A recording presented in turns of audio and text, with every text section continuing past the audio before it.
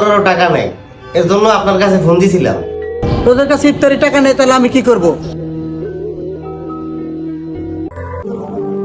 ঠিক আছে, যাই অনেক ইফতারি কিনে নিয়ে যাই।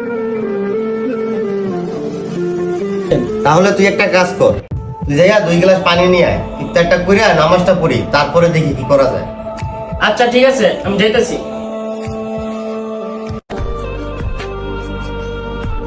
আমি জীবনে ইফতারি দোকানে যাইও নাই, কখন ইফতারি কিনিও নাই।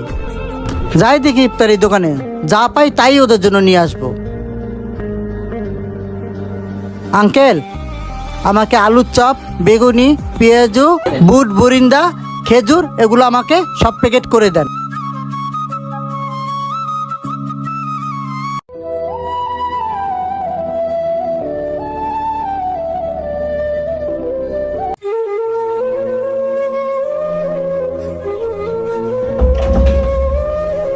কি ব্যাপার, তোমরা কি ইফতার করে ফেলেছো? না ভাই, এখনো আজান দেয় নাই, এখনো কয়েক মিনিট বাকি আছে। এই না, তোমাদের জন্য কিছু ইফতারি নিয়ে আসছি। এত কি কিনে আনছেন? ইফতারিতে কি কি কিনতে হয় তা তো আর আমি জানি না। ইফতারির দোকানে যা যা পাইছি সেখান থেকে অল্প কিছু করে নিয়ে আসি। রমেশ দা, আপনিও আমাদের সাথে বসেন, বৈশা ইফতারি করেন। আরে আমি যদি তোমাদের সাথে ইফতার করি তোমাদের কোনো সমস্যা হবে না? আরে রমেশ দা, কোনো সমস্যা নাই, আপনি বসেন। হ্যাঁ রমেশ দাদা, আপনিও আমাদের সাথে বসেন। আচ্ছা ঠিক আছে, আমি বসতেছি। ওয়াল্লাহ, এত কিছু! মুক্তার, আর কটা যায় প্লেট নিয়ে আয়। আচ্ছা ঠিক আছে, আমি আনতাছি।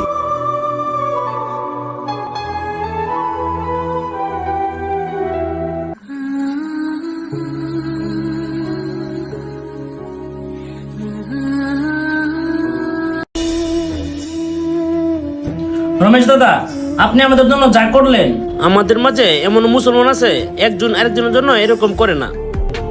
হ্যাঁ মুক্তার, তুই কথাটা ঠিকই বলছস। ভাই, আমি তো এত কিছু বুঝি না, কিন্তু এটা বুঝলাম যে একসাথে ইফতার করা মজাটাই আলাদা। আমরা তো রোজা রাখি না, আর রোজাদারের সম্মান রাখতে যায় আমরা দুপুরে খাওয়া দাওয়া করি না।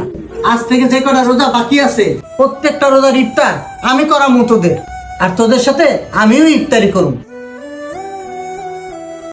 মুক্তার, এবার ঈদে মনে হয় আমি বাড়ি যেতে পারবো না। আমার কোম্পানিতে বড় ধরনের একটা ঝামেলা হয়েছে। এবার ঈদে বেতন বোনাস কিছুই দিবে না। বাড়িতে যেতে পারবো না, এটা নিয়ে আমার কোনো দুঃখ নাই, কিন্তু বাড়িতে তো টাকা পয়সা বাড়াইতে হইব। বাড়ির সবাই আমার আশায় তাকাই আছে। আরে মুন্না ভাই, আপনি এসব কি বলতেছেন? এসব কথা তো আগে বলেন নাই। আমার বেতন বোনাস তো সব বাড়িতে পাঠিয়ে দিছি, না হলে তো আপনার আমি কিছু টাকা দিতে পারতাম। কি যে করি ভাই, এটা নিয়ে অনেক চিন্তার ভিতরে আছি।